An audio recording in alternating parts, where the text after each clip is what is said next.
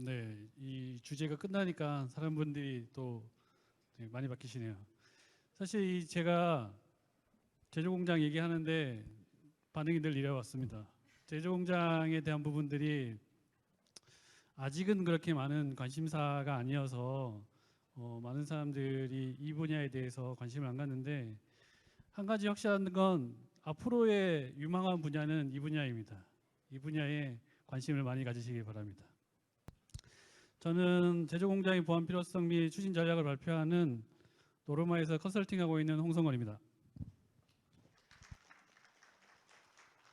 네, 제조공장이 왜 중요하냐라고 하면, 기존의 IT 보안에서의 보안 이슈는 개인정보가 유출되잖아요. 그러면 사실은 사회적인 혼란은 크더라도 사람이 죽거나 다치는 일은 없었어요. 근데 공장에서 사고가 나면 어떻게 될까요? 공장에서 사고가 나면 사람이 다칠 수 있어요. 심지어 죽을 수도 있고요. 이게 공장에서 가지고 있는 보안에서 가장 중요한 이슈가 될 수 있는 부분들입니다. 그래서 제가 오늘 얘기하고자 하는 거는 사실 뭐 솔루션 얘기할 것도 아니고요. 회사 소개는 아예 뺐어요. 없어요, 그것도. 그래서 중요한 키워드 위주로만, 핵심 위주로만 얘기하도록 하겠습니다. 제가 이제 공장을 많이 가보면 이런 질문을 드립니다. 혹시 패치하다가 라인 선 적 없냐고. 있다고 하죠. 근데 그거 왜 썼어요? 라고 얘기하면 둘 중에 하나입니다.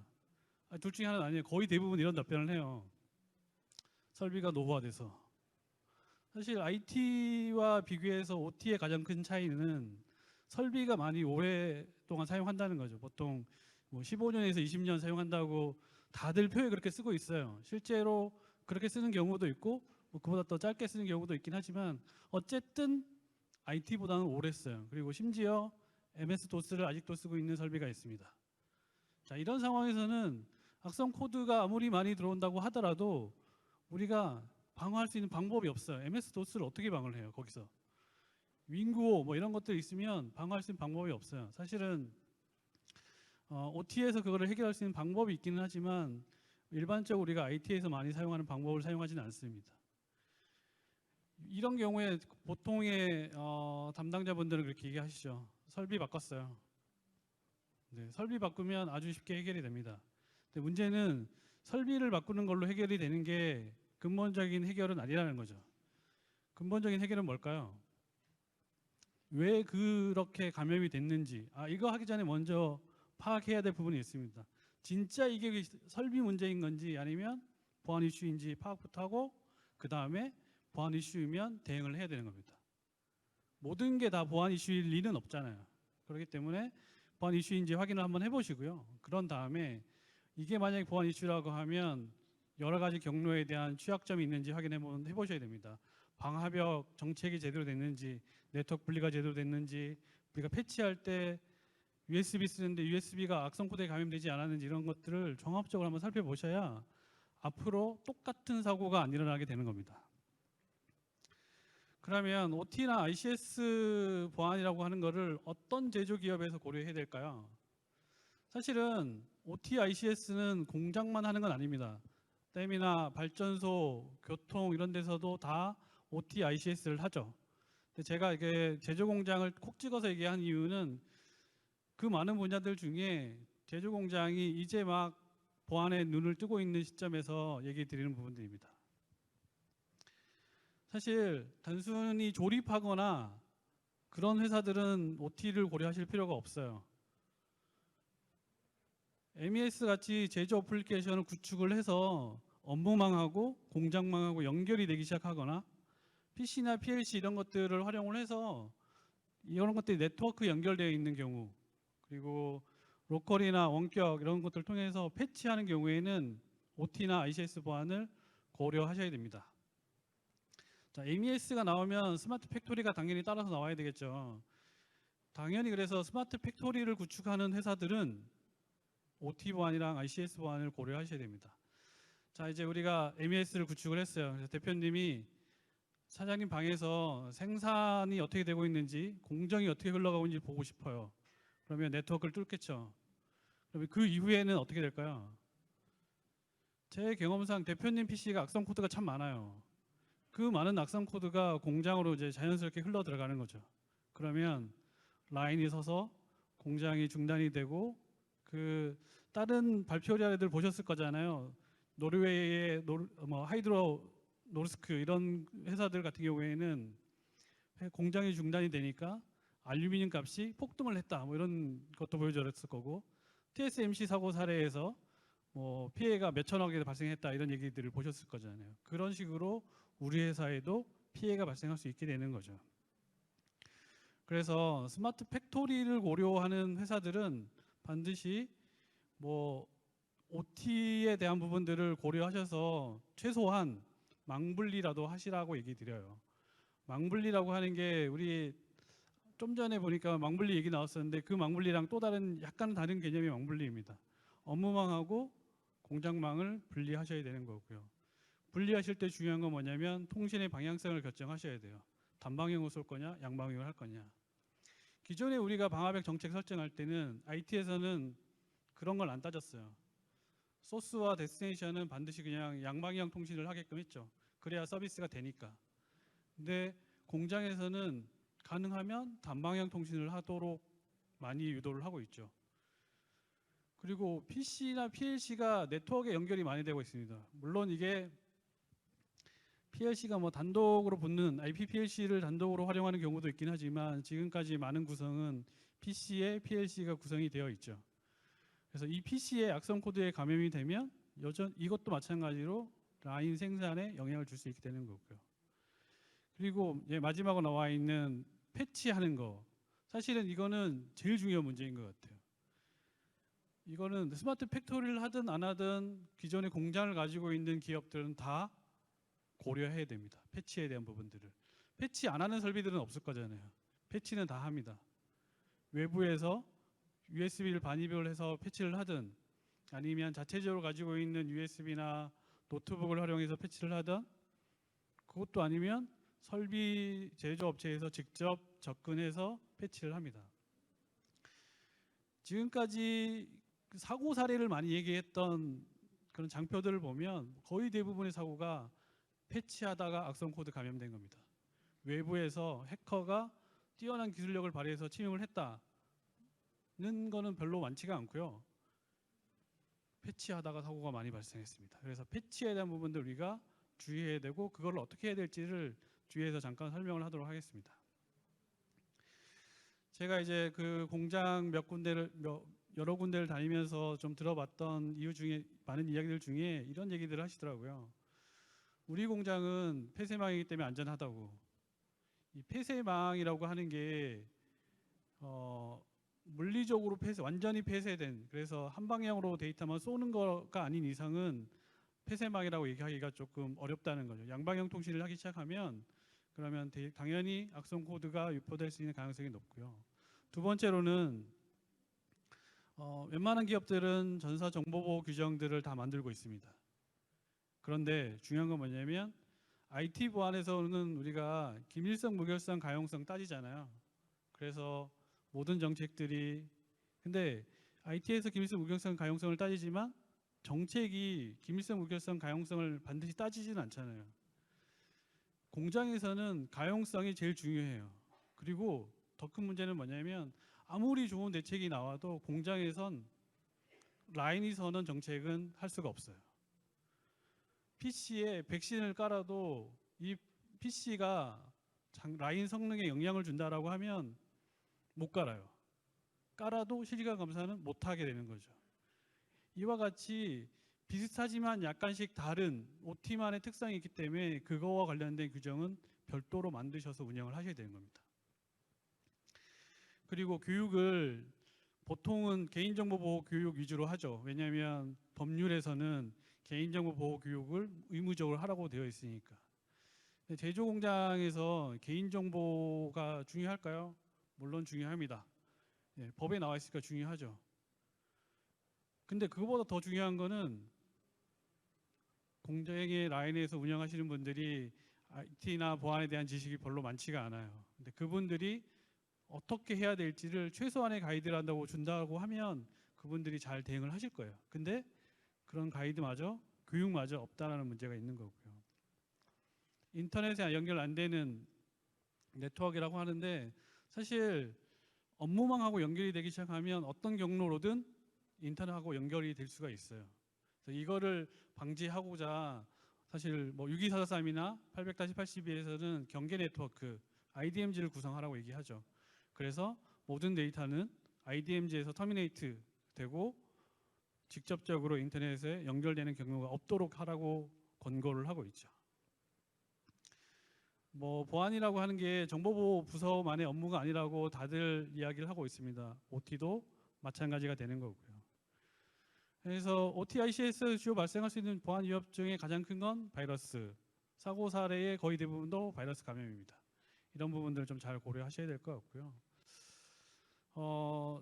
세 가지 보안 이슈를 제가 준비를 했습니다. 첫 번째로는 OT 보안 거버넌스 부재라고 되어 있는데 내용이 너무 거창합니다. 사실 OT 보안 관련해서 무엇을 어떻게 해야 될지 아무도 정해지지 않은 게 있습니다. 사실 이걸 하려고 하면 우리가 IT 보안할 때 가장 먼저 하는 게 규정 만드는 거잖아요. 규정부터 만들어야 그걸 가지고 직원들이 준수를 하잖아요. 근데 OT와 관련해서는 아까 말씀드렸다시피 약간 다른 부분들이 있는데 그 약간 다른 부분들에 대한 규정화가 된 부분들이 없습니다. 규정화라고 하는 부분들, 문서화라고 하는 부분은 뭐냐면 사실 우리가 잘 알고 있는 부분들을 문서화하지 않잖아요. 반드시 지켜야 될 내용들이라든가 직원들이 혼선을 일으킬 수 있는 부분에 대해서 문서화를 시켜줘야 신규 입사자가 들어오거든 외부에서 또 다른 인력 협력사 직원들이 들어오든 그 규정을 보고 준수를 하게 될 거고요. 그리고 IT 보안 하시는 분들이 OT에 대한 그 전문성이 많이 떨어집니다. 설비에 대해서 잘 몰라요. 그리고 설비를 운영하시는 분들은 IT나 보안 지식이 또 부족하죠. 그러면 저희가 원래 공고드리는 부분들은 둘을 페어로 묶으라고 얘기합니다. 그래서 OT 보안 조직을 만들 때는 침해 사고 대응 조직도 마찬가지고요. 그 두 가지 영역을 가지고 있는 기능을 하는 업무하는 사람들을 페어로 묶어서 조직을 구성을 하고 얘기하는 거고요. 그걸 둘 다 잘 이해하는 사람이 있으면 그 사람을 쓰면 됩니다. 대신에 연봉이 엄청 높을 수 있겠죠. 그 사람이 다 할 수 있으니까요. 근데 그런 사람은 제가 봤을 때 거의 없다라고 보면 될 것 같아요. 설비 쪽 잘하시는 분은 설비 전문가이지 IT나 OT에 대한 부분, IT나 보안에 대한 부분들을 잘 모르시는 부분들이 있습니다. 그리고 제가 경험한 고객사들 중에 많은 고객사에서는 공장 내에 있는 PC가 과연 누구 거냐라고 하는 오너십에 대한 부분들이 많은 이슈로 걸려 있습니다. 공장에 있는 PC 누구 걸까요? IT 운영 부서일까요? 아니면 라인을 운영하는 생산 관련 부서의 오너십이 있을까요? 명확하지가 않습니다. 이게 이 명확하지 않은 이슈로 뭐가 연결되냐면 악성 코드에 감염이 됐어요. 라인이 섰어요. 누가 책임져야 돼요? 책임은 둘째치고 조치를 누가 해야 돼요? 아래날에 혼선이 많이 오기 시작합니다. 이 아래날에 대한 부분들을 IT 보안에서도 우리가 정하긴 하지만 OT 보안에서는 더 명확하게 정의를 해줄 필요가 있고 그 자산에 대한 부분들을 명확하게 식별해야 되는 부분들이 있습니다. 뒤에 가서 자산에 대한 얘기를 하겠지만 뒤에 가서 조금 더 자세하게 좀 얘기 드리도록 하겠습니다. 자산 있네요. 우리가 자산 얘기할 때 비저빌리티 가시성을 얘기하잖아요. 가시성을 확보해야 된다고 얘기를 합니다. 가시성이라고 하는 게 뭘까요? 장비가 어떤 게 있는지 식별하는 거는 그거는 아주 기본적인 얘기인 거고요. 장비에 대한 스테이터스, 현재 상황이 뭔지를 파악을 하셔야 됩니다. 펌웨어 버전이 어떻게 되고 언제 패치했고 패치 파일은 어떤 방식으로 적용을 했고 그리고 이 IP가 어떻게 되고 통신에 대한 프로토콜이 어떻게 되고 아까 얘기해 드렸던 오너십에 대한 부분들도 다 포함을 하고 있어야 실질적으로 이게 가시성이 확보된다라고 얘기합니다. 가시성을 확보할 수 있는 방법들이 여러 가지가 있어요. 뭐 패시브 스캔을 한다거나 아니면 뭐 액티브 프로빙을 해서 자산들을 식별한다고 하지만 이 자산을 식별하는 방법에는 한계가 있는 거고요. 육안으로 현장 실사도 해야 되는 거고 그런 솔루션에 의해서 스캐닝하는 부분들도 필요하고요.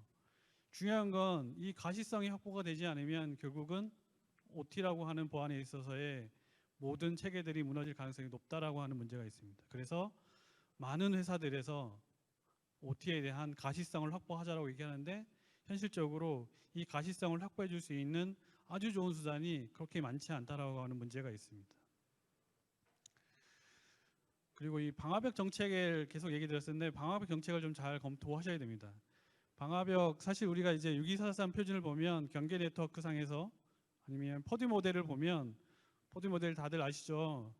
그 대학은 자꾸 이상한 걸 만드네요. 카네기 멜론처럼 자꾸 이상한 걸 만들어내는데 ICS에 대한 퍼디 모델이라고 또 모델 만들어진 게 있습니다. 그 모델에 보면 IDMG는 상하단으로 서로 다른 회사의 방화벽을 쓰도록 규정을 하고 있고요. 그렇게 함으로써 이제 그 방화벽 정책, 방화벽이 가지고 있는 제휴도의 취약점으로부터 회피가 되는 거고, 방식을 좀 약간 다른 방식으로 사용하기 때문에 또 통제를 좀 강하게 하는 그런 방식을 사용하고 있습니다. 이 방화벽 정책에 대한 부분들을 양방향으로 할 거냐, 단방향으로 할 거냐 이런 부분들을 결정해 주셔야 됩니다. 그리고 세 번째는 계속 얘기했기 때문에 넘어가도록 하겠습니다.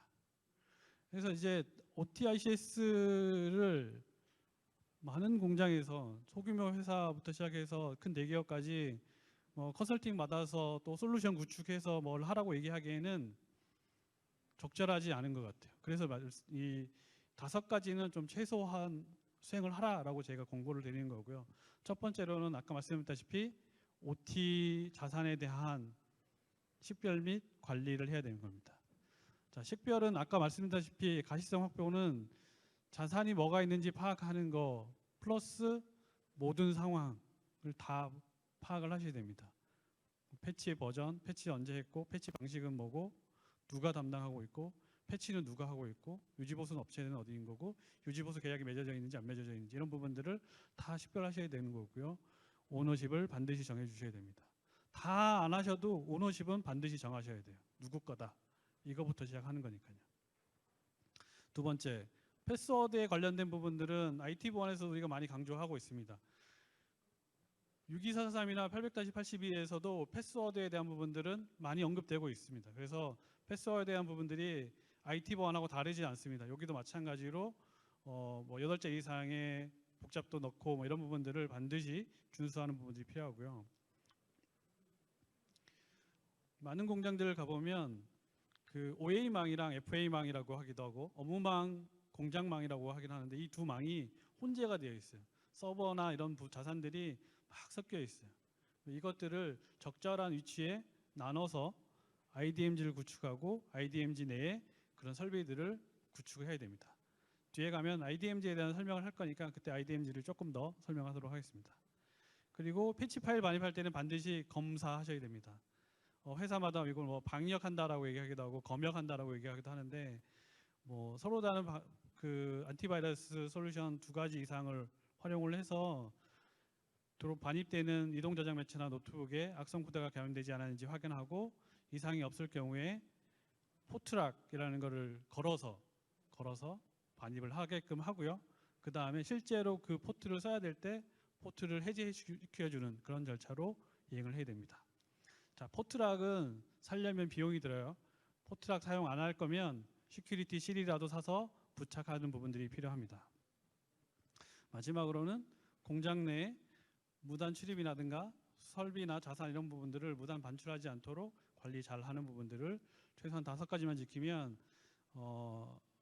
최소한 바이러스에 감염돼서 라인이 서거나 상당 기간 동안 운영이 중단되는 그런 사고는 예방할 수 있습니다.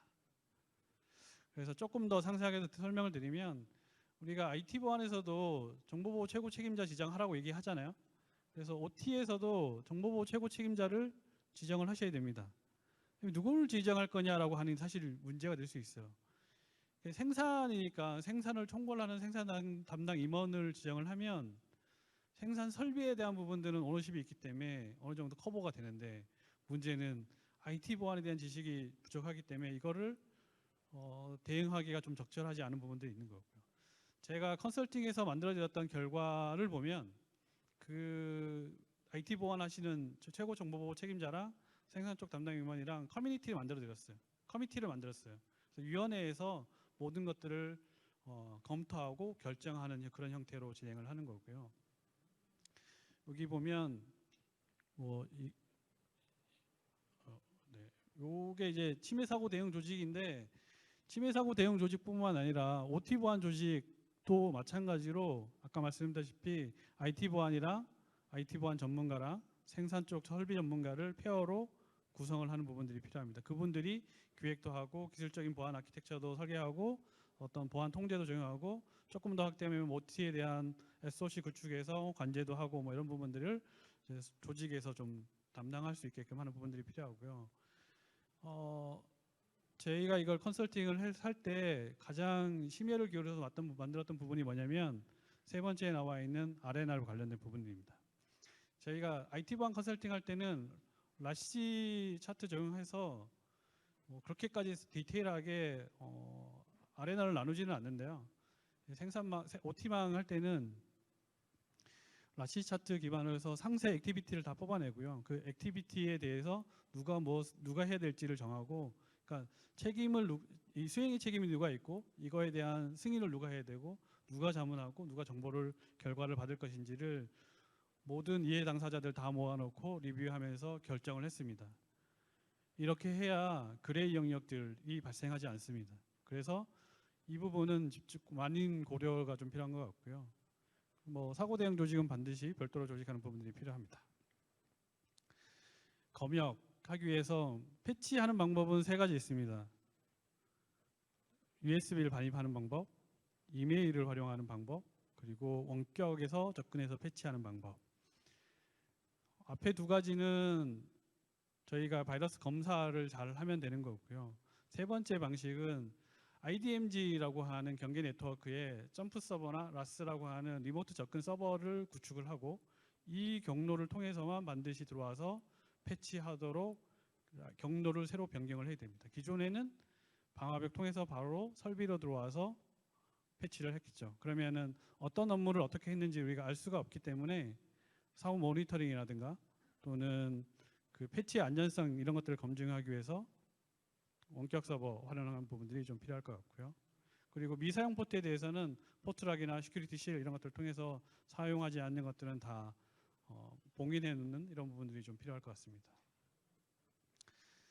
아까 가시성에 대한 얘기 드렸었죠. 가시성에 대한 부분들이 장비에 대한 식별, 그러니까 이게 그 액티브 프레보잉이나 아니면 패시브 스캐닝을 하게 되면 문제가 뭐냐면 PLC끼리 단독으로 단일 폐쇄망을 구성한 경우에는 검색이 안 될 수도 있어요.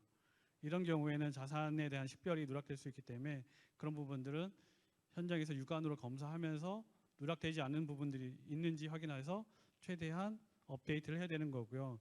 제일 중요한 건 뭐냐면 IP 주소가 부여된 설비 그리고 패치하는 설비 반드시 식별하셔야 됩니다. 모든 사고의 99%의 원인은 이 두 가지 설비로부터 나올 수 있습니다. 물론 단독으로 동작하는 설비들은 자체 설비가 뭐 운영이 안 되거나 중단되거나 그런 이슈가 발생할 수 있겠죠. 근데 OT라고 하는 부분들은 하나의 설비에서도 문제가 생겨도 전체 공장에 영향을 줄 수가 있기 때문에 하나의 서버나 하나의 뭐 단말이에 문제가 된다라고 해서 큰 문제가 안 될 거라고 생각하는 부분들은 버려야 되는 부분입니다. PC나 서버 등에 대한 관리인데요. 패스워드라든가 공유 폴더라든가 뭐 이런 부분들은 기존에 우리가 IT 보안에서 하는 방식하고 동일합니다. 공유 폴더 사용할 때는 권한을 부여해 주는 거고 원칙적으로 사용 금지죠. 사용 금지지만 사용할 때는 권한을 부여해 주고 중요한 데이터는 공유 폴더에 넣지 않고 패스워드는 뭐 주기적으로 변경하고 공유하지 않고 뭐 이런 부분들을 우리가 이제 하는 걸로 하면 되는 거고요. 이거는 PC 보안, 저희가 IT 보안에서 하던 영역이랑 크게 다를 바가 없습니다. 그리고 제조 어플리케이션들을 많이 구축을 합니다. MES, SCM, PLM 이런 것들을 많이 구축을 하는데 결국 얘도 권한 관리가 중요합니다. 자, 권한 관리할 때 보통 우리가 그 역할 기반으로 부여를 해주잖아요. 알백이라고 하는. 그러면 그 역할이라고 하는 게 거의 대부분 부서별로 권한이 부여가 됩니다. 중요한 거는 그 부서 내에서도 업무 담당자에 따라서 접근이 필요한 메뉴와 접근이 필요 없는 메뉴가 구분될 수 있습니다. 그래서 세부 업무 화면이나 메뉴에서 권한들을 조정할 수 있는 기능들이 어플리케이션에서 구현이 돼야 됩니다. 그리고 그 권한들이 부여가 됐으면 그 권한들이 적절한지 주기적으로 검토하고 불필요한 권한들은 제거해 주는 부분들이 필요할 거고요. 또 로깅 기록이라고 하는 부분들을 확인해서 이상 징후라고 하는 그런 부분들이 없는지 살펴보는 부분들도 필요합니다. IDMG인데요. DMG의 구성 원리는 똑같습니다. 똑같은데 차이가 있는 게 뭐냐면 상하단에 방화벽을 두게 되는 거고요. 업무망의 통신과 공장망에서 올라온 통신은 무조건 IDMG에서 끝나야 되는 겁니다. 얘를 통과하는 데이터는 없어야 됩니다. 그게 요 내용이고요. 통과하는 데이터는 없어야 되는 거고요. 양쪽에서 터미네이트 돼야 되는 겁니다. 그러면 업무망하고 공장망하고 통신은 어떻게 해야 되냐? 중간에 레플리케이션 서버를 둡니다. 복제 서버를 두는 겁니다. 복제 서버를 통해서 단방향으로 통신을 위로 올려주는 역할만 하는 게 구성을 해야 됩니다. 그리고 이제 IDMG를 구축할 때는 반드시 통신을 해야 될 필요성이 있는 것들이 끼리 구분을 해야 되는 거고요. 그 다음에 IDMG 구성을 할 때는 반드시 데이터 플로우에 대한 분석을 하셔야 됩니다. 데이터 흐름에 대한 분석 없이 IDMG를 구성을 하면 중간에 우리가 분리하긴 했지만 상호 연결되는 상황이 나올 수도 있습니다. 그래서 데이터 플로우에 대한 분석을 반드시 하고 난 다음에 IDMG 구성을 하셔야 됩니다. 이상행위 모니터링은 다들 아시는 그런 거 동일한 거고요. OT 설비나 이런 것, 그러니까 클라우드 OT, 노조미 이런 것들이 결국 하는 것 중에 기능 중에 가장 중요한 게 이상행위에 대한 판단. 근데 이걸 하려면 어떤 기준을 잘 넣어야 되는 부분들이 있는 거죠. 기준을 누가 넣을 거냐라고 하는 부분들은 결정을 하셔야 되는 겁니다. 그거를 우리가 적용한다고 하면 조금 쉽지 않은 부분들이 있게 되는 거고요. 마지막입니다. 물리적 보안 강화인데요. 물리적 보안 강화. 공장은 대부분 다 물리적 보안이 강화가 되어 있어요. 들어오는 데까지만. 들어오고 나서는 다 오픈이 되어 있습니다. 왜냐하면 들어올 때까지만 하더라도 에스코트 받고 들어와서 이제 하긴 하는데 안에 들어와서 공장과 공장의 이동은 통제하지 않아요.